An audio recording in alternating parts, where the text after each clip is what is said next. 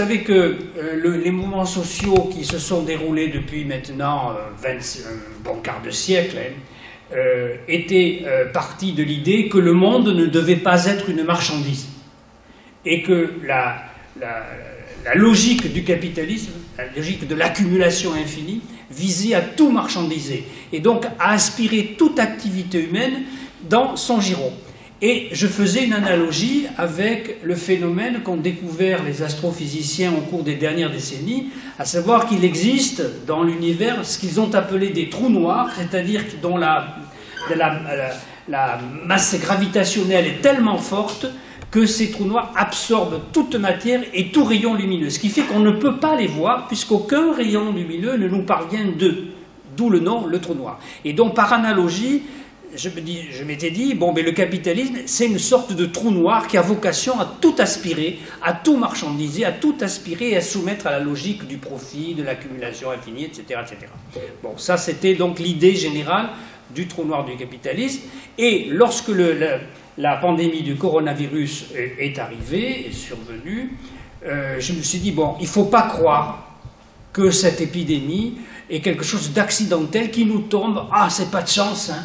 En fait, je crois que la bonne interprétation de la survenue de ce que les scientifiques ont appelé des zoonoses, c'est-à-dire de la transmission de virus des espèces animales à l'espèce humaine, cette transmission était grandement facilitée par le mode de développement du capitalisme, justement, à savoir la déforestation, à savoir l'agriculture intensive, à savoir l'effacement ou la dilution des frontières entre les habitats des espèces animales et puis les habitats humains, bref, qui facilitait donc ce passage-là.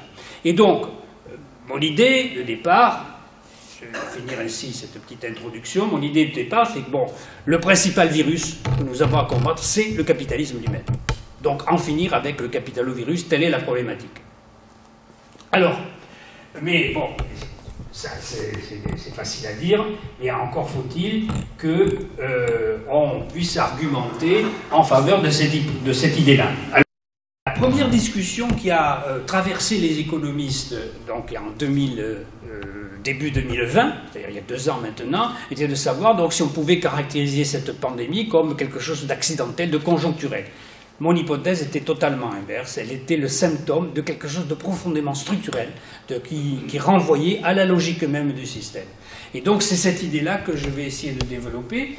Et il se trouve qu'après le choc de la pandémie, eh bien, on a maintenant la guerre qui est à nos portes, qui ravage l'Ukraine, et qui rebat les cartes à nouveau, plus simplement en termes seulement économiques, sociaux, mais en termes géopolitiques. C'est-à-dire que maintenant, on a affaire aussi à l'exacerbation de contradictions qui touchent à ce niveau-là.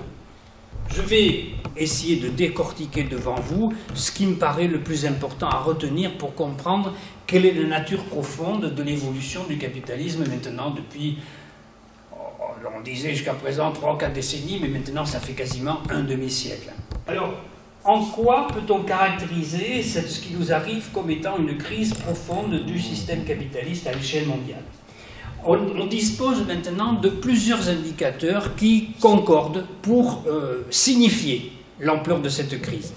Le premier, c'est l'évolution de la croissance de la productivité du travail qui, maintenant, depuis disons une vingtaine d'années, un peu plus pour certains pays, un peu moins pour d'autres, connaît une chute vertigineuse.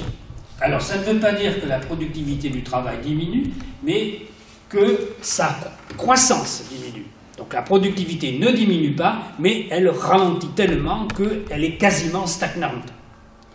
Pourquoi mettre le focus sur la productivité du travail?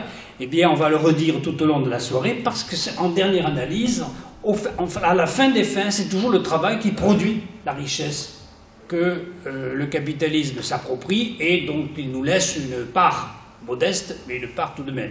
Donc c'est toujours le travail qui est à l'origine de la richesse produite, et donc c'est pour ça que je commence par mettre l'accent sur cette évolution de la productivité du travail, qui, vous le voyez, depuis le milieu de la décennie 2000, donc ça fait presque 20 ans, connaît dans toutes les régions du monde une diminution considérable. Et cela en dépit de la généralisation des outils modernes que sont l'informatique, la robotique, l'intelligence artificielle et donc toutes les techniques qui sont utilisées aujourd'hui dans tous les systèmes productifs, mais qui, paradoxalement, ne produisent pas des gains de productivité élevés.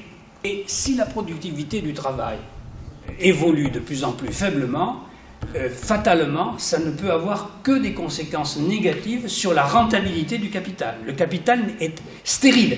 Par définition, le capital est stérile. Il ne produit pas de valeur économique. Seul le travail produit de la valeur économique. Ça, c'est la vieille loi de l'économie politique que les premiers économistes de la fin du XVIIIe avaient mis en évidence et dont Marx s'est servi pour justement amorcer une critique radicale du capitalisme. Seul le travail produit de la valeur au sens économique du terme. Vous voyez une évolution depuis maintenant la fin de la Seconde Guerre mondiale, donc ça part de 1946 jusqu'à aujourd'hui. Donc la tendance du taux de profit, qui est l'indicateur clé du capitalisme, la tendance du taux de profit aux États-Unis, qui est la première économie mondiale encore, eh bien, cette tendance-là est décroissante elle aussi. Alors, est-ce à dire que le capitalisme ne s'en tire pas tout de même? Et vous imaginez bien qu'il ne reste pas, que les forces dominantes ne restent pas les bras ballants en attendant que ça chute jusqu'à zéro. Évidemment, non. Et donc, ils ont trouvé un certain nombre de parades, dont la plus importante est sans doute, en fait, deux plus importantes, et que nous disons dans nos réunions et dans nos livres depuis déjà maintenant plusieurs décennies. La première parade, c'est de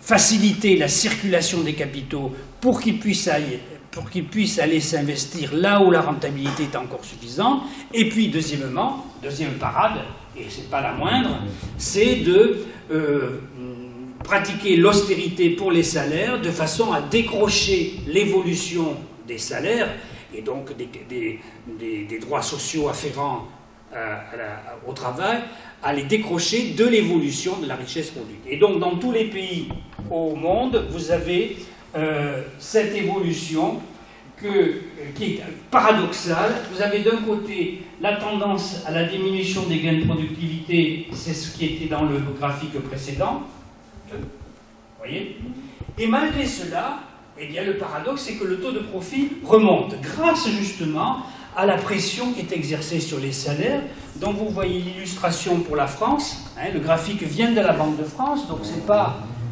il n'est pas suspecté, il ne peut pas être suspecté de malveillance envers le capitalisme. Hein.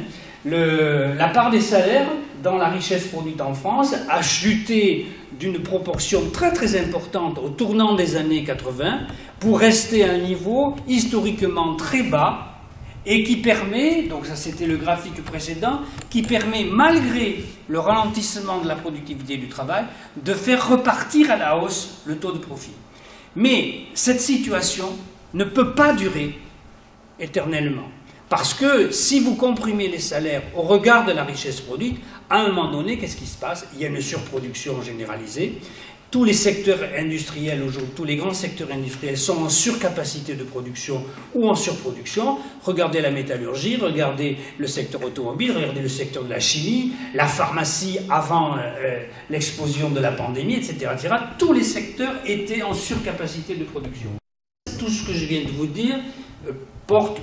On peut pour schématiser les choses, on peut le classer dans tout ce qui tourne autour de l'économique et du social. Mais s'ajoute à cela, et ça c'est nouveau dans l'histoire du capitalisme, ce qui se déroule sur le terrain de l'écologie, de l'environnement, avec la dégradation de la planète, épuisement des ressources, réchauffement du climat, extinction de la biodiversité, etc. Ce sont les rapports du GIEC qui ont alerté donc, maintenant depuis 40 ans sur le risque provoqué par les émissions de gaz à effet de serre sur le réchauffement du climat. Donc vous voyez les perspectives d'évolution de la température si des mesures radicales ne sont pas prises rapidement. Et plus le temps passe, plus les choses risquent de devenir difficiles. Donc le GIEC donne différents scénarios en fonction de la radicalité des mesures qui seraient prises, mais maintenant, et le dernier rapport qui a été publié là, le mois dernier, vous l'avez sans doute lu dans la presse, le dernier rapport estime que nous n'avons plus que quelques années pour ne pas que les choses deviennent irrémédiablement immaîtrisables. Et donc, le GIEC nous dit, après 2025, si vraiment on n'a rien fait d'ici là, eh bien, les choses risquent de s'emballer et alors on ne pourra plus savoir dans quel monde nous allons vivre, en tout cas nos descendants. Alors, jusqu'à une date encore assez récente, beaucoup s'imaginaient que les émissions de gaz à effet de serre, donc qui provoquent le réchauffement du climat, on arriverait à les diminuer parce que nos processus productifs deviennent de plus en plus économes. On émet moins de CO2 et de gaz à effet de serre qu'autrefois parce que les processus productifs sont plus efficaces, nos moteurs de bagnole consomment moins, etc., etc. Le problème, et vous le voyez sur ce graphique, c'est que le gros pointillé indique l'évolution de la production. GDP, c'est le PIB en anglais. Le petit pointillé, ce sont les émissions de CO2, de dioxyde de carbone. Et vous voyez que le rapport entre les deux, CO2 sur la production, diminue. Donc ça veut dire que nos processus productifs s'améliorent qualitativement. Mais il y a ce qu'on appelle un effet rebond. C'est-à-dire comme il y a plus de bagnoles qui circulent, qu'elles font plus de kilomètres, vous avez beau avoir des moteurs plus économes, eh bien vous augmentez les gaz à effet de serre émis. Voilà la situation telle qu'elle se déroulait à la veille de la pandémie et à la veille, bien sûr, de la guerre déclarée par la Russie à l'Ukraine. Et ce double choc, en quelque sorte, vient renforcer, accélérer le phénomène qui était déjà constaté depuis quelques années auparavant, à savoir l'évolution à la hausse des prix de toutes les matières premières. Les matières premières, on connaît une tendance à la hausse de leur prix à cause de la raréfaction des ressources, du fait qu'il faut produire avec plus de difficultés pour obtenir la même quantité de ressources. Et donc ça traduit l'épuisement, ce renchérissement des matières premières traduit leur relatif épuisement. Et on a la même évolution pour les prix agricoles, pour les prix alimentaires proprement dit, donc extraits de toutes les matières premières. Donc vous voyez qu'il y a des soubresauts conjoncturels qui font que l'évolution du prix des matières agricoles alimentaires dans le monde ne sont pas linéaires, cette évolution n'est pas linéaire, mais la tendance depuis maintenant le milieu de la décennie 2010, c'est à la hausse très très nette de ces prix. Et ce qui se passe en Ukraine actuellement, qui est l'un des greniers à blé et à céréales dans le monde, comme on l'a dit, va accélérer malheureusement cette tendance-là. Si on regarde ce qui se déroule sur le marché des quotas de carbone, et notamment sur le marché européen, vous savez que l'Europe, en application du protocole de Kyoto, qui a été signé en 1997 entre les pays membres de l'ONU, ce protocole de Kyoto prévoit donc de diminuer les émissions de gaz à effet de serre grâce, entre guillemets, à un marché où s'échangent ces permis d'émission et malgré la hausse du prix de la tonne de CO2 sur le marché d'échange des quotas d'émission, malgré cette hausse, on n'arrive pas à ralentir suffisamment l'émission de gaz à effet de serre. Et donc là, c'est une limite des solutions à la crise écologique qui passerait par le marché. Il n'est pas du tout sûr, et même il y a de fortes présomptions pour qu'il n'en soit pas ainsi, on n'est pas du tout sûr que les mécanismes de marché sont susceptibles de ralentir les émissions de gaz à effet de serre, voire de les ralentir jusqu'à obtenir ce que l'on appelle maintenant la neutralité carbone à l'échelle du demi-siècle. Ce qui me conduit, et c'est la thèse que je soutiens dans mes deux derniers livres, ce qui me conduit à dire que on a affaire à une crise sociale jumelée à une crise écologique qui est la caractéristique majeure de l'évolution du capitalisme contemporain. Comme la variable clé, l'indicateur clé de l'évolution du capitalisme, c'est le taux de rentabilité du capital, le taux de profit, pour le dire simplement, ce taux de profit est la conjonction de plusieurs éléments. Le premier élément qui joue sur l'évolution du taux de profit, c'est ce qui se passe dans le domaine social. C'est ce que je vous disais tout à l'heure. Lorsque les capitalistes réussissent à faire travailler davantage les travailleurs ou à les payer moins relativement à ce qu'ils font, à ce qu'ils produisent, le taux de profit se restaure. Si au contraire le rapport de force n'est pas en faveur du capital, alors le taux de profit est entre guillemets menacé. Et le deuxième facteur qui explique le taux de profit aussi, c'est l'accès à la ressource. C'est le coût du capital. Mais le coût du capital en termes techniques, en termes d'équipement productif, en termes de ressources naturelles, etc., etc. Et si ce coût du capital se renchérit, et on l'a vu tout à l'heure avec le prix des matières premières, alors ça veut dire qu'il va y avoir des conséquences négatives, entre guillemets, sur la rentabilité du capital. Caractéristique majeure de la période que nous connaissons, s'il y a une conjonction entre un terrain défavorable sur le plan du travail et un terrain défavorable sur le plan de l'accès aux ressources naturelles, alors tous les ingrédients sont réunis pour faire de cette crise une vraie crise profonde, structurelle, systémique du capitalisme. L'hypothèse selon laquelle le capitalisme serait en mesure là, de mettre en cause les conditions de la vie sur la planète Terre ne sont pas négligeables. Je me permets de vous citer cette phrase de Marx: la production capitaliste ne développe donc la technique et la combinaison du procès de production sociale qu'en épuisant en même temps les deux sources d'où jaillit toute richesse, la terre au sens la terre, les ressources naturelles, la nature, et le travail. Donc c'est une phrase clé du premier livre du Capital de Marx, publié en 1867. Les écologistes bien pensants qui crient haro sur Marx, qui n'auraient pas pris en compte la question écologique, il y a là une prémonition extraordinaire de ce qu'il avait anticipé. C'est-à-dire que le capitalisme, effectivement, conduisait à une double exploitation qui ne pouvait avoir de limite à ses yeux, à savoir exploitation du travail et exploitation de la nature.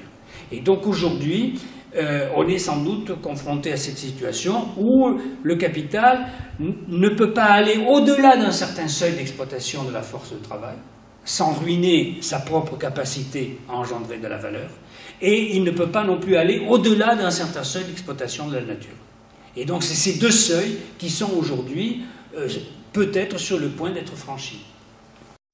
Dans l'idée du trou noir du capitalisme qui avait vocation à tout aspirer, pour ne pas en rester à cette vision trop négative, trop pessimiste, j'essayais de dessiner dans mes deux derniers livres comment on pouvait échapper à cette aspiration, à cet engloutissement dans ce fameux trou noir. En m'inspirant d'un auteur qui est extrêmement mal connu, malheureusement, et qui, dans les années de l'entre-deux-guerres, avait eu cette prémonition que si le travail, la terre et la monnaie étaient marchandisés, alors ça en serait fini de la société. Ce serait mortifère pour la société. Cet auteur, c'est Karl Polanyi, qui était un anthropologue de cette période-là, et qui nous a laissé donc cette idée sur laquelle je me suis appuyé pour essayer de dessiner des pistes qui permettraient justement d'éviter cet engloutissement dont je viens de parler. La société ne peut plus exister si le travail, la terre et la monnaie étaient marchandisés. Et justement, le capitalisme a tendance à vouloir réduire ces trois domaines à l'état de marchandise. Je vais décortiquer un petit peu les trois idées qui me sont inspirées par Polanyi et qui vont compléter le diagnostic à partir de l'analyse de Marx à laquelle je viens de procéder. D'abord, pour premier évitement, réhabiliter le travail. Qu'est-ce que ça veut dire réhabiliter le travail? Ça veut dire le réhabiliter à la fois en tant que producteur de valeur au sens économique, c'est ce que je vous ai dit tout à l'heure, mais en même temps comme producteur de liens sociaux. Et si la pandémie peut nous avoir ouvert les yeux là-dessus, c'est extrêmement important. Quel a été l'un des débats les plus importants au début de la pandémie? Eh bien, on s'est aperçu que il fallait distinguer les travaux essentiels des travaux qui ne l'étaient pas. Et donc, moi, je considère ça comme extraordinaire, c'est-à-dire comme avancée, comme prise de conscience dans la société, à savoir que les fameux premiers de corvée, eux, étaient essentiels. Mais les premiers de cordée, au sens macronien, beaucoup moins. Et donc, la réhabilitation du travail vise à donc retrouver quel était le sens du travail et quels étaient, dans notre société, les travaux qui méritaient d'être développés, d'être approfondis, d'être valorisés, d'être remis au premier plan, au détriment de ceux dont l'utilité sociale est, sinon nulle, du moins extrêmement négligeable. Comparer une infirmière à un trader sur les marchés financiers, comparer un éboueur à un prédateur de type de ceux qui veulent explorer l'espace et aller l'habiter. Bon, j'insiste aussi également du temps de travail, et un débat va éclater à la rentrée, au plus tard à la rentrée, sur la retraite promise par M. Macron à 65 ans. Je me suis amusé, entre guillemets, à explorer les statistiques de l'Union européenne pour comparer le taux de chômage et le temps de travail effectué à temps partiel. Et je me suis aperçu qu'il n'y a aucune exception. Dans tous les pays européens, là où le travail à temps partiel est important, il y a un taux de chômage faible. Là où, au contraire, le temps partiel est faible, plus faible qu'ailleurs, le taux de chômage est plus élevé. Ce travail à temps partiel, qui est dans tous les pays où il est pratiqué abondamment, c'est le lot des femmes, en France notamment. Et donc, c'est la preuve, si cette statistique nous dit la vérité, ça veut dire que le temps partiel est une forme de réduction du temps de travail, mais ciblée sur une catégorie de population bien précise, les femmes en particulier, et donc ça joue un rôle dans le maintien de l'emploi à un haut niveau et donc d'un taux de chômage faible. Une corrélation aussi forte est extrêmement rare. Ce qui veut dire que la réduction du temps de travail, ici sous une mauvaise forme, hein, mais cela montre que ça a une influence très très importante sur le niveau de l'emploi.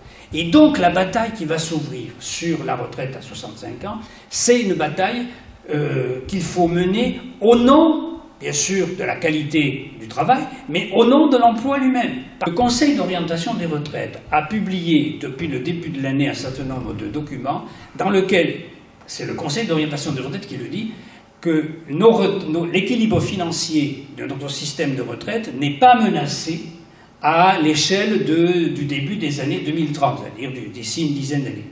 Et l'équilibre sera pratiquement atteint. L'espérance de vie, dont on nous avait dit depuis déjà plusieurs décennies qu'elle augmentait constamment et que donc ça nécessitait de travailler davantage. Eh bien l'espérance de vie n'augmente plus, ou en tout cas très très faiblement, beaucoup plus faiblement qu'il y a 20 ou 30 ans. Les plus anciens comme moi se souviennent peut-être qu'il y a 20 ou 30 ans, on nous disait « Oh bien on gagne un trimestre par an d'espérance de vie ». C'est fini. C'est fini. C'est même dérisoire. Et pendant la pandémie, il y a même eu un petit recul de l'espérance de vie. Alors, personne ne sait si ça va se poursuivre. Mais en tout cas, on n'a plus affaire à une période où l'espérance de vie augmente. Et pire peut-être, l'espérance de vie en bonne santé est, selon l'INSEE et selon l'Institut national des études démographiques, est figée entre 63 et 64 ans. C'est-à-dire avant même le 65 ans qu'on nous propose. Ce qui veut dire que, usé par le travail, qu'est-ce qui restera? Donc c'est une mesure qui est inutile et injuste. Injuste parce que si un jeune a commencé à travailler, mettons à 18 ans ou 20 ans, ça veut dire qu'il ne pourra prendre sa retraite à taux plein qu'à 65 ans, c'est-à-dire après avoir cotisé 47 ou 45 ans. Donc les inégalités qui existent déjà dans le travail seraient accrues au moment de la retraite. Donc mesure inutile, mesure injuste et absurde. Absurde parce que, à l'heure actuelle, à 60 ans, la moitié des salariés sont déjà hors emploi. Imagine-t-on que le patronat va les intégrer d'un coup alors qu'il les a mis à la porte précédemment? Donc ça n'a aucun sens. Reculer l'âge de la retraite, soi-disant pour travailler plus longtemps, mais ça ne crée pas un emploi supplémentaire. Reculer l'âge de la retraite ne crée pas un seul emploi. C'est au contraire une mesure qui ne peut être mise en œuvre qu'au détriment de l'entrée des jeunes dans la vie active. Si les besoins sociaux à couvrir étaient véritablement croissants, parce que c'est possible qu'il faille prendre en charge le grand âge, l'évolution sanitaire de la société, bon, il est possible qu'il y ait des besoins sociaux croissants à satisfaire. Mais pourquoi faire travailler davantage ceux qui ont déjà un emploi alors qu'il y a 6 millions, au sens global de la définition, qui sont au chômage? Comment comprendre cet acharnement néolibéral à toujours réformer les retraites? C'est là le secret du néolibéralisme. Ils savent, les classes dominantes ont compris ce dont j'ai commencé par vous parler au début. Ils ont compris que la croissance de la productivité du travail, qui est la source de toute richesse que nous pouvons nous partager, cette croissance est condamnée. Il n'y aura plus, dans les années à venir, de croissance forte, de croissance économique forte, et donc de croissance de la productivité aussi forte que dans les années d'après-guerre. C'est fini. Donc, avec l'augmentation de la proportion des retraités par rapport aux actifs, le risque, entre guillemets, c'est de voir la part des pensions dans la richesse produite, dans le fameux PIB, augmenter. Le rapport pension au dénominateur PIB risque d'augmenter à cause justement du ralentissement de la productivité. Pour éviter ce qui à leurs yeux est quelque chose de catastrophique, malheur, c'est les pensions qui augmentent, la part des pensions dans la richesse qui augmente, mais alors catastrophe. Quel est le moyen pour éviter cela? C'est de diminuer le niveau absolu de chaque pension, en faisant en sorte qu'il y ait le moins de monde possible qui puisse arriver à 65 ans à taux plein. Est-ce que c'est clair ce point? Ça va être le point décisif de la bataille des semaines et des mois à venir. L'objectif, c'est pas de nous faire travailler plus longtemps, c'est de nous empêcher d'atteindre le taux plein à l'âge de 65 ans. Deuxième point, c'est instituer ce qu'on appelle aujourd'hui les biens communs, qui est, de mon point de vue, un complément au discours que l'on tient, à juste titre, sur les services publics. Le défaut, entre guillemets, des services publics, c'est qu'ils ont été le plus souvent étatisés et dont la gestion a été enlevée aux travailleurs, aux citoyens de manière générale. Donc, le propos est de remettre ces services publics sous contrôle citoyen et donc d'instituer l'ensemble des biens qui sont essentiels à la vie sous statut commun. C'est-à-dire que l'eau est un bien que la société peut décider d'ériger en bien commun, c'est-à-dire inappropriable, et géré démocratiquement. D'où l'enjeu de la bataille sur la réintroduction des régies municipales de gestion de l'eau. Et il y a plein d'endroits dans le monde où c'est un sujet très très important, un objet de lutte quotidienne de la part des populations. Malheureusement, bon, les concepts nouveaux sont parfois l'objet de confusion et d'embrouillamini qu'il s'agit de repérer. De mon point, je soutiens l'idée, après elle se discute bien sûr, mais je soutiens l'idée qu'il n'y a pas opposition entre les services publics et les biens communs si on remet la question de la démocratisation de ces services publics au premier plan. Et vous voyez en quoi la gestion de la santé, de l'éducation, de la recherche, etc., qui normalement devraient être sous l'égide de ce qu'on appelle les services publics, mais qui ont été, par petits bouts, grignotés, remis sur le marché et dont la gestion échappe le plus souvent aux citoyens. Je vais terminer par le troisième aspect sur la monnaie, dont Polanyi disait que si la monnaie était aussi marchandisée, ce serait renforcer le délitement de la société. Et vous avez sans doute repéré qu'au cours des 2 années qui viennent de s'écouler, les questions monétaires sont revenues au premier plan, là aussi, dans les discussions.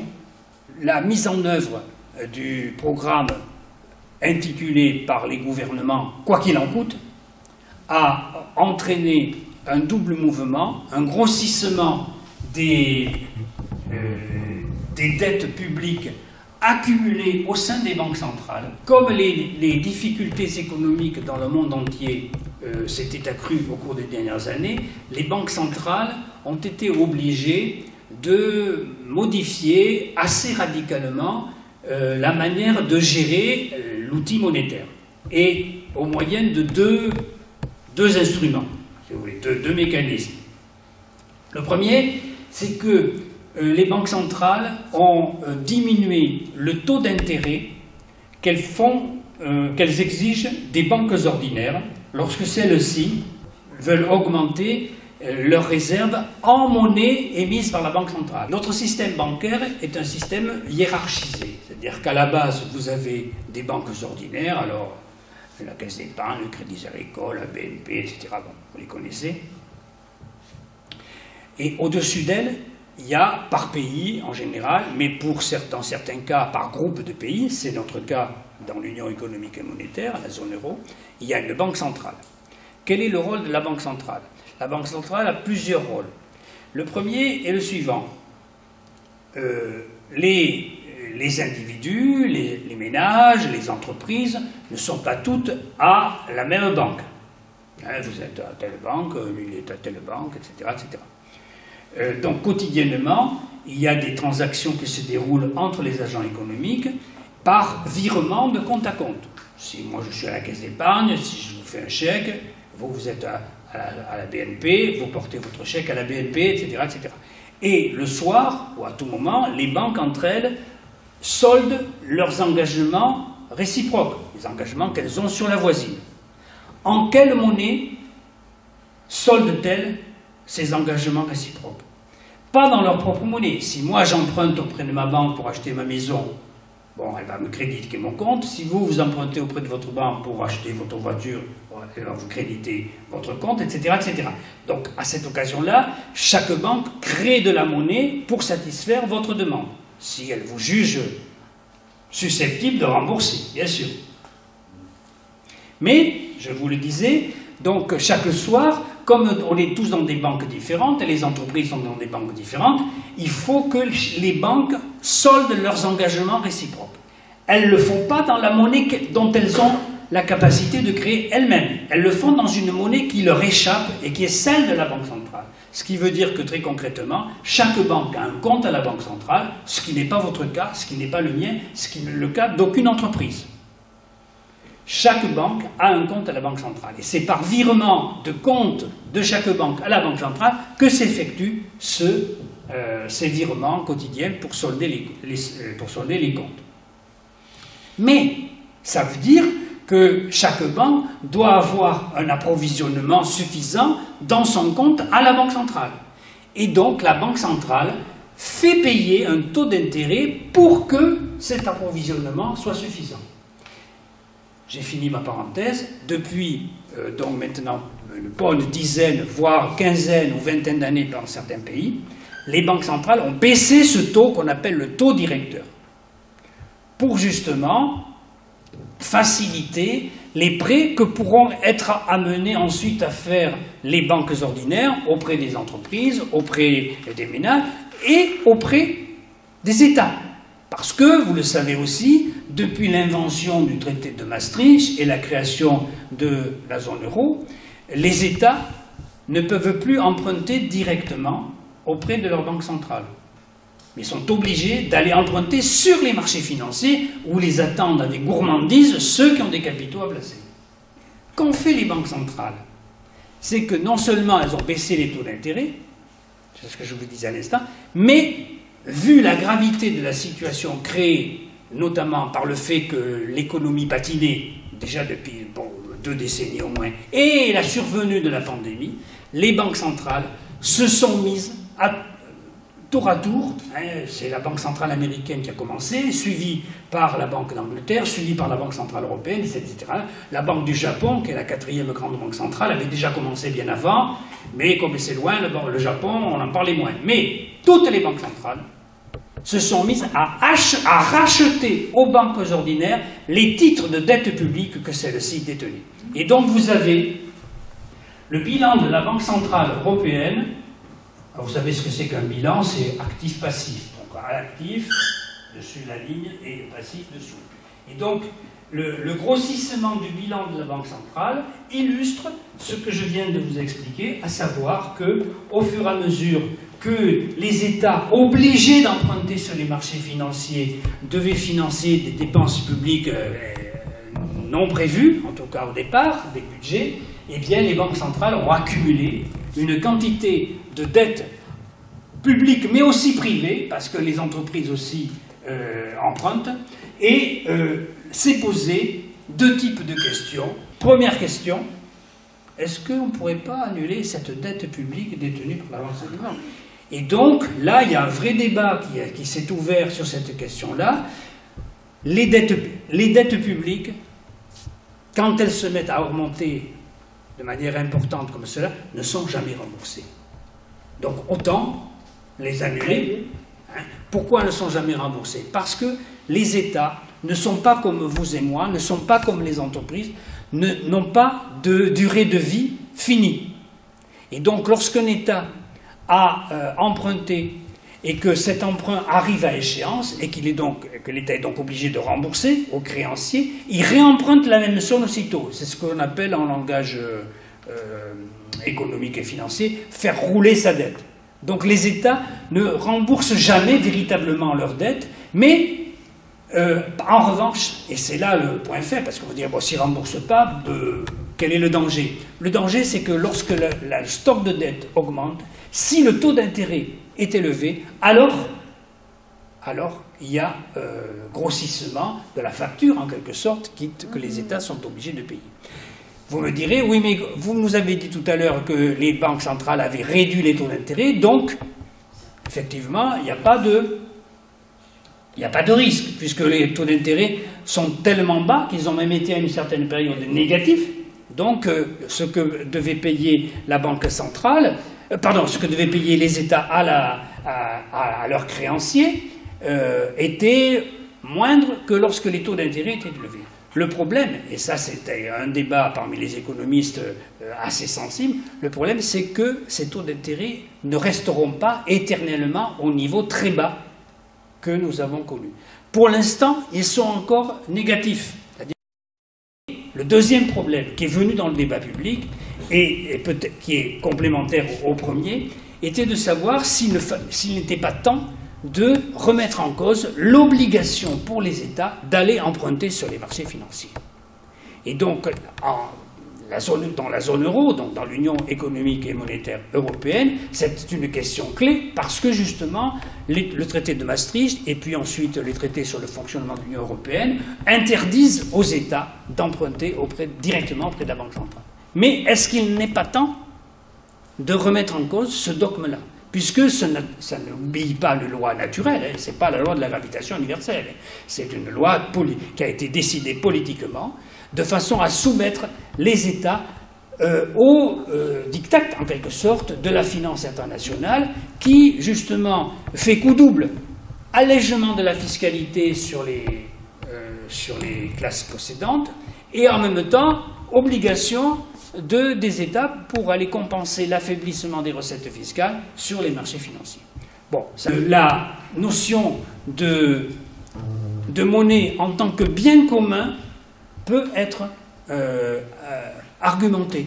Hein, comme le disait Karl Polanyi, hein, si on marchandise le travail, la terre, au sens la nature, et la monnaie, la question de la survie de la société, en tout cas de la survie d'une société qui reste vivable, est posée.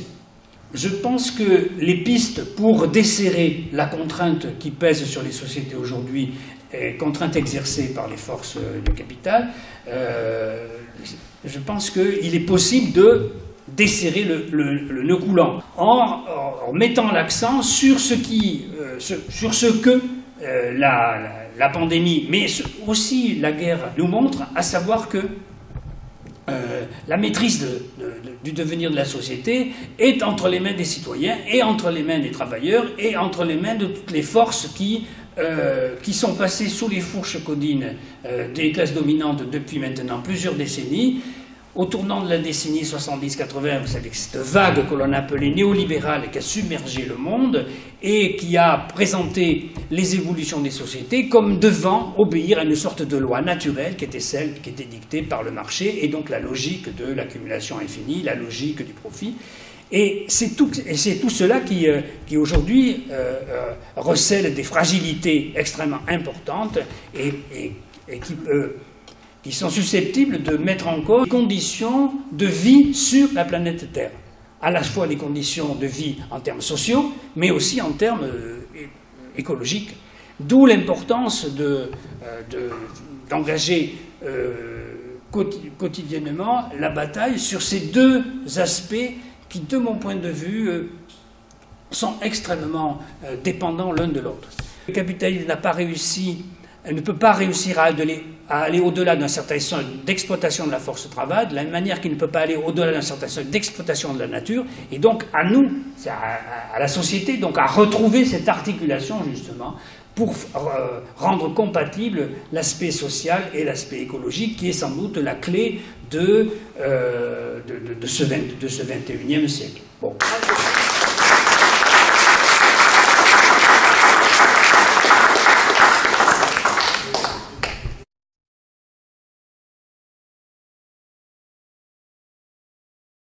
Qu'est-ce qui explique le ralentissement des gains de productivité? C'est une énigme. C'est une énigme. En tout cas, on n'a pas de réponse abrupte disant voilà la raison principale de cette évolution tendanciellement à la baisse. Il y a plusieurs hypothèses, donc plusieurs facteurs qui jouent sans doute dans le même sens. Le premier élément, qui est peut-être le plus simple à comprendre, c'est que toutes les économies aujourd'hui dans le monde se sont tertiarisées, c'est-à-dire la part de la production industrielle et de l'agriculture diminue relativement à l'ensemble de la production, et donc corrélativement la part des services augmente. Et dans les services, les gains de productivité sont plus faibles, sont tendanciellement toujours plus faibles que dans l'industrie et l'agriculture. Ce qui fait baisser, si tous les pays au monde connaissent cette évolution, ça fait baisser la moyenne mondiale. Ça, c'est la première explication. Il y en a sans doute d'autres. Un économiste célèbre américain qui s'appelle Robert Solow avait, dès les années 80, résumé cela par un aphorisme qui restait célèbre. Ah, c'est bizarre, on voit les ordinateurs partout, sauf dans les statistiques de la productivité. Bon. Il avait pigé déjà, depuis il y a 30 ans au moins, que effectivement la révolution technologique que nous connaissons, on dit souvent c'est la troisième révolution. La première c'était la célèbre révolution industrielle dans les pays européens, donc à la fin du XVIIIe, au début du XIXe siècle, autour de la machine à vapeur, etc. La deuxième c'était le moteur à explosion, l'électricité, donc tournant XIXe, XXe siècle, avec les biens de consommation que nous connaissons, électroménager, voitures, etc. Et la troisième révolution industrielle serait celle de la robotique, de l'informatique, etc. La seconde hypothèse pour expliquer cette faiblesse des gains de productivité serait que cette troisième révolution industrielle n'est pas à même de produire les mêmes effets dynamisants que les précédentes. Parce que les précédentes révolutions industrielles avaient suscité l'apparition et le développement de produits tout à fait nouveaux qui révolutionnaient les modes de consommation. Pensez à l'électroménager, pensez à l'automobile, etc., etc. Aujourd'hui, les outils techniques que nous connaissons, on a tous un téléphone portable dans la poche, un ordinateur sur la table, mais c'est là le paradoxe, ces nouveaux produits apportés par la troisième révolution industrielle ne procurent pas le même effet d'entraînement que les précédentes. Il y a peut-être aussi des raisons moins techniques et plus sociales, ou sociologiques, comme vous voulez. C'est-à-dire que quand vous comprimez la force de travail, en termes de salaire, en termes de droits sociaux, qu'est-ce que vous pouvez espérer obtenir en termes de dynamique productive? Ça finit, quelqu'un le disait tout à l'heure, je ne sais plus qui le disait, hein, mais ça finit par se retourner contre ceux qui avaient pensé cette fameuse mondialisation heureuse. Et peser sur la force de travail peut permettre de faire temporairement envoler les capacités productives, mais ça ne dure qu'un temps. Moi, je penche assez fortement pour cette hypothèse, qui ne contredit pas les précédentes, mais qui permet de regarder ça sous un œil, non pas simplement technique, mais sous un œil sociologico-politique même. Tout ce qu'on sait établit que la croissance de la productivité, et donc par contre-coup la croissance économique elle-même, ralentit fortement. La croissance économique mondiale n'est plus de l'ordre des 5 ou 6% par an comme on l'a connu après-guerre. C'est tombé de moitié, puis après de moitié encore. Et l'année dernière, en 2021,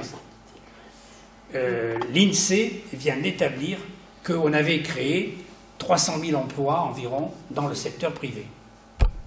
Alors qu'on a eu une croissance quasiment nulle, en tout cas qui est revenue au point de 2019. Comment se fait-il que, dans une période où la richesse n'augmente plus, on crée des emplois? Où est le mystère? Le mystère est le suivant, c'est que la productivité, mesurée individuellement, a diminué. Et c'est pour ça qu'il y a eu 300 000 emplois créés. Ces emplois étaient de mauvaise qualité, bien sûr. Il y avait mini-job, et vous avez raison, temps partiel, etc. En France, de 45 à 70, la productivité en moyenne augmentait de 5 ou 6% par an. Mesuré en termes de gains quantitatifs, parce que là c'est du gain quantitatif dont on parle, eh bien mesuré quantitativement, cette productivité augmente moins vite qu'avant. Et là-dedans, il faut y intégrer tout l'aspect qualitatif que vous introduisez. Là, vous avez raison. Ce qui est extrêmement préoccupant, c'est que derrière la modification de l'organisation du travail, c'est la qualité des emplois qui a été détériorée. C'est ça qui est important. C'est le point que ne comprennent pas la plupart des économistes qui ont oublié les fondamentaux de l'économie politique. C'est-à-dire que les machines, perfectionnées au possible aujourd'hui, permettent à la productivité du travail d'être extrêmement performante. Mais les machines ne produisent pas de valeur économique. Les machines transmettent leur propre valeur par la transformation effectuée par le travail. C'est ça l'enseignement principal de l'économie politique et de Marx. Savoir que les machines ne sont pas en elles-mêmes susceptibles de produire de la valeur. Les machines, et puis de manière générale, le capital est stérile, je vous le disais au début. Vous mettez un capital là sur la table, hein, alors soit en billet de banque, soit avec tout ce que vous voulez, vous mettez un couvercle dessus, vous sortez, vous fermez à double tour, si vous revenez 6 mois après, capital, au mieux est là, au mieux il est là, seulement il n'a fait aucun petit. Hein. Faire des petits ne peut passer que par le travail, que par la case travail. C'est la case travail, c'est en passant par la case travail que le capital grossit. Alors, sur l'endettement, la règle qui a prévalu dans le système néolibéral en place depuis maintenant plusieurs décennies, c'est qu'effectivement d'obliger les États à emprunter sur les marchés financiers. Quels sont les acteurs sur les marchés financiers? Les banques. Toutes privées aujourd'hui. En France, à part la Caisse des dépôts, qui est encore un peu publique, même si toutes ces filiales sont privées et sont hébergées dans les paradis fiscaux, les banques, les institutions, toutes les institutions financières, les compagnies d'assurance, les fonds de pension, etc., etc. Donc c'est ça les acteurs intervenant sur les dits marchés financiers. Bon. L'obligation qui est faite aux États de passer par eux, donc, est de nature à fragiliser ces États s'ils sont obligés de payer des taux d'intérêt élevés, et donc leur enlève la possibilité d'avoir la maîtrise des budgets publics, puisque ces budgets publics sont contraints par l'obligation d'aller emprunter sur les marchés financiers. D'où l'importance de remettre au centre de la discussion politique la possibilité pour mettre un terme à cette obligation. Ce qui ne veut pas dire que la Banque centrale doit financer toutes les dépenses publiques. Il peut y avoir une pluralité de financeurs des dépenses publiques. Mais l'interdiction totale qui pèse sur les États membres de l'Union économique et monétaire est un obstacle très très important. Donc le 21 avril 2021, on est en plein premier confinement. La Banque centrale d'Angleterre, la Banque d'Angleterre, fait l'annonce qu'elle financera toutes les dépenses publiques liées au coronavirus. Toutes les dépenses publiques. Je peux vous dire que le lendemain matin, dans le journal Les Échos, dont je vous ai dit tout à l'heure que je lisais tous les jours, ça passait pas très bien. La Banque d'Angleterre, et donc la livre sterling, n'était pas dans l'euro. Donc il y avait une autonomie de la Banque d'Angleterre qui n'était pas obligée d'obéir au traité de Maastricht. Mais le fait qu'une des principales banques centrales dans le monde, puisque après la Réserve fédérale américaine, c'est la Banque d'Angleterre et la Banque centrale européenne qui sont considérées comme les principales banques centrales, avec celle du Japon. Que la Banque d'Angleterre fasse cette annonce, c'était un pavé dans la mare. Bon. Et ce pavé dans la mare, alors il n'y est plus, puisque la Banque centrale d'Angleterre a arrêté ce financement direct, mais ça veut dire que ce n'est pas de l'ordre de l'impossible. Il y a des États qui sont eux-mêmes des acteurs sur ces marchés financiers. Et quels sont ces États? Si vous êtes en déficit, c'est que le voisin est un excédent. Si vous êtes un excédent, c'est que le voisin est en déficit. À l'échelle du monde, les excédents commerciaux ou les excédents budgétaires sont la contrepartie des déficits à côté. Il n'y a pas au niveau mondial, excédent égale déficit. Somme des excédents égale somme des déficits. Donc, ce qui veut dire que des États extrêmement exportateurs ont des rentrées de devises plus importantes qu'il n'y a de sorties de chez eux. Et donc ces États peuvent accumuler des réserves financières qui sont ensuite replacées sur les marchés financiers. Alors vous citiez la Chine, oui, la Chine est un excédent commercial, l'Allemagne est un excédent commercial. Ce sont les États excédentaires, entre guillemets, qui imposent leurs lois le plus souvent. Et l'exemple le plus frappant, si je peux dire, que nous avons connu de près, c'est l'Union européenne, l'Union économique et monétaire européenne, quand le problème de la Grèce s'est posé. Rappelez-vous, en 2015, quand la Banque centrale européenne, le Fonds monétaire international et la Commission européenne ont exigé de la Grèce que, finalement, elle reste dans cette mission aux diktats imposés par les traités européens. Tout développement économique, alors qu'il soit productiviste, ou qu'il ne le soit pas, qu'il soit écologique ou social, tout développement économique exige une création de monnaie. Schématiquement, les premiers économistes, qu'on appelle classiques, donc c'est la fin du XVIIIe et début du XIXe siècle, donc avec quelques figures de proue très très importantes comme Adam Smith, comme David Ricardo, comme Jean-Baptiste Say en France, développent l'idée que la monnaie est un voile, c'est-à-dire qu'elle n'a pas d'influence sur l'activité économique. La monnaie sert à faciliter les échanges, point final.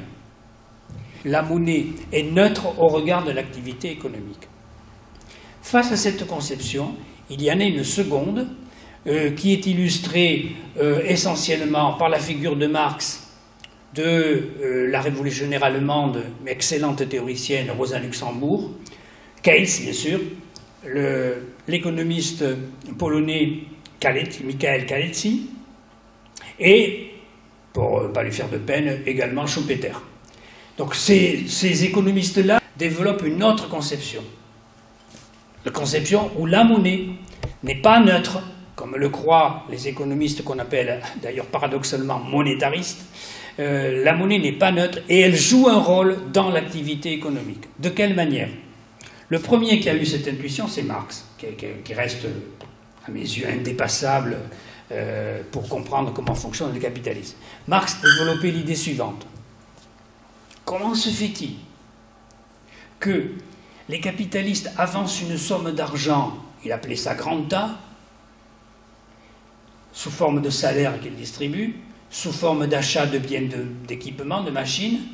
Donc, ils avancent cet argent qu'ils distribuent, et puis lorsqu'ils vendent leurs biens de consommation ou leurs machines, leurs biens de production, ils récupèrent ce qu'ils ont avancé. Diable, comment ça se fait qu'ils récupèrent une somme plus grande que celle qu'ils ont avancée? La réponse est extrêmement simple, même si Marx a un peu tâtonné parce que le crédit n'était pas extrêmement développé encore à son époque. Le crédit avait été inventé, bien sûr, mais il n'avait pas connu le développement que l'on a connu ultérieurement au XXe siècle. Et bien la réponse est qu'il faut que, pour que le capital récupère plus d'argent qu'il n'a avancé, il faut que le système bancaire anticipe la plus-value qui sera créée par la force de travail. Anticipe les débouchés, comme dira Keynes, les débouchés de l'écoulement des les débouchés que les entreprises réussiront à accomplir.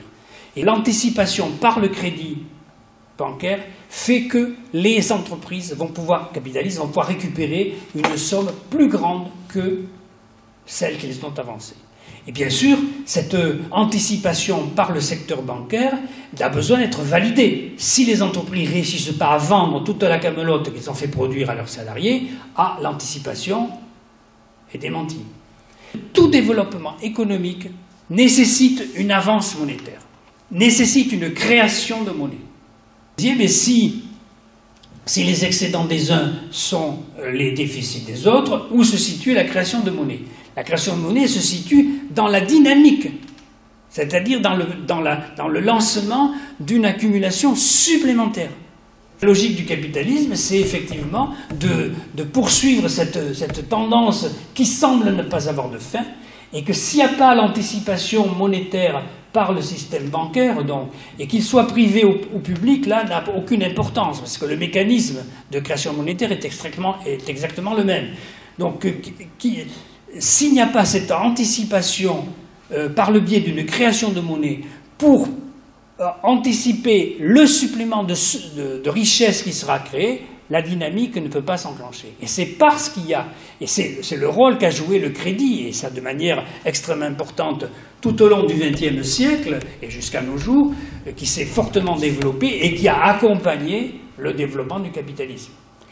Mais pour nous, qui voulons rompre cette logique-là, il faut maîtriser cette création de monnaie. D'où la nécessité, effectivement, d'avoir une banque centrale qui ne soit pas indépendante du pouvoir politique, un système bancaire qui soit contrôlé citoyennement parlant, démocratiquement parlant, c'est-à-dire que des banques uniquement privées sont incapables de financer une transition écologique. Aujourd'hui se pose la question du financement des investissements très très importants qui seront nécessaires pour assurer ce qu'on appelle aujourd'hui la transition écologique. La transition, c'est-à-dire changer nos systèmes de transport, changer nos systèmes énergétiques, refaire notre habitat pour l'isoler phoniquement et thermiquement, bref, refaire notre urbanisme, ça va nécessiter des investissements extrêmement importants, et d'où la nécessité de maîtriser la création de monnaie pour accomplir cela. Et contrairement à ce que pensent les premiers économistes que l'on appelle classiques, qui pensaient que la monnaie était neutre, l'erreur fondamentale, c'est de croire que l'épargne qui a déjà été accumulée suffit pour financer ces investissements. Ça, c'est une erreur logique sur lequel Keynes a beaucoup insisté dans l'entre-deux-guerres, en disant que le financement des investissements ne peut pas être fait sur l'épargne déjà accumulée dans le passé. Ce qui ne veut pas dire que l'épargne n'a pas son rôle à jouer au bouclage du système lorsque l'anticipation par le biais de l'investissement permis par le crédit monétaire, par la création de monnaie, ce financement dégage une production et donc des revenus supplémentaires qui vont se traduire par une consommation et une épargne supplémentaire, et ainsi de suite. Donc la boucle là devient vertueuse. Mais ce n'est pas sur l'épargne préalablement constituée, que peut se financer une transition écologique. D'où l'ineptie de la finance dite verte aujourd'hui pour financer la transition écologique. La dite finance verte ne peut pas assurer le financement de la transition écologique. Il y a maintenant beaucoup de travaux, et j'y fais allusion aussi dans mon livre, aux expériences d'activités productives qui sont menées en dehors de cette logique infernale qui soumet tout à la finance internationale. Et donc les exemples de relocalisation, de circuits courts, de coopératives, tout ça peut être effectivement prometteur, mais à condition de pouvoir récupérer la maîtrise globale des budgets publics et de la monnaie collective. Donc je crois que tout ça c'est complémentaire. Alors moi je ne peux pas vous dire qu'est-ce qui va se passer demain matin, j'en sais rien, je crains le pire comme vous. Il y a possibilité effectivement que le conflit prenne une ampleur qu'on puisse maîtriser difficilement. Est-ce que ce serait une bouée de sauvetage pour le capitalisme? Je ne m'aventurerai pas trop dans cette argumentation-là parce que les moyens de destruction étant aujourd'hui tellement développés que ça serait quand même un pari risqué pour les classes dominantes si elles pensaient pouvoir relancer la machine en détruisant la moitié de la planète. Le risque de destruction de la planète n'est pas écarté malheureusement, mais bon, je ne suis pas persuadé que le capitalisme aurait un intérêt majeur à détruire la moitié de sa base, ou une partie de sa base. Dans l'évolution des réflexions et des politiques menées par les banques centrales, il y en a une, effectivement, qui est apparue avec beaucoup de force ces derniers mois ou dernières années, parce que la révolution numérique touche la question monétaire. Parce que maintenant, les transactions se font le plus souvent, non plus sous forme de pièces, non plus sous forme de billets, ni même sous forme de virements de compte à compte, mais se font directement de manière numérique, soit parce que vous avez une carte, soit parce que vous avez une montre, soit parce que vous avez bientôt le doigt, votre empreinte digitale qui transmettra votre virement d'un compte à l'autre. Cette évolution-là, d'ordre technique, a amené certains opérateurs privés à vouloir créer des monnaies privées. Bon. Devant ce danger de faire de la monnaie quelque chose qui sortirait de l'ordre du commun, du collectif, devant ce danger-là, les banques centrales aujourd'hui, les unes après les autres, la Banque de Suède avait commencé, la Banque de Chine a suivi, la Banque d'Angleterre y réfléchit, la Réserve fédérale américaine aussi, et la Banque centrale européenne s'y est mise à son tour, réfléchir à créer une monnaie électronique de banque centrale. Les banques centrales réfléchissent de s'acheminer progressivement vers la suppression de l'outil qu'elles utilisaient jusqu'alors pour refinancer les banques, c'est-à-dire les billets, et remplacer cela par une monnaie électronique. Mais ça obligerait, et c'est pour ça pour l'instant que ça n'a pas abouti, et c'est pour ça que les banques ordinaires renâclent, ça obligerait à ce que chaque individu, entreprise, ménage, ait un compte à la Banque centrale. Ce qui n'est pas le cas aujourd'hui. Hein. Vous n'avez pas de compte à la Banque centrale, moi non plus, personne ne l'a ici. Mais s'il y a une monnaie électronique de Banque centrale, ça voudra dire que pour que ça puisse servir de moyen de paiement, ça voudra dire que j'ai un compte auprès de la Banque centrale. Et ça, les banques ordinaires n'en veulent pas, parce que pour elles, ça serait une perte colossale. Mais la Banque de France bat toujours monnaie dans le cadre du système européen. Qu'est-ce que c'est que la Banque centrale européenne? C'est une réunion de toutes les banques centrales des pays membres de la zone euro. La Banque Centrale Européenne, c'est la réunion de tous les gouverneurs des banques centrales de chaque pays. Cette Banque Centrale Européenne, elle bat monnaie quand elle décide de battre monnaie. Elle bat toujours monnaie. La preuve, c'est qu'elle a acheté, je vous l'ai dit tout à l'heure, elle a acheté des quantités de dettes publiques extraordinaires au cours des dernières années. Elle bat monnaie. Elle bat monnaie. Mais le problème, c'est que personne ne contrôle ce battage de monnaie. C'est ça le problème. Merci beaucoup pour cette richesse. Merci.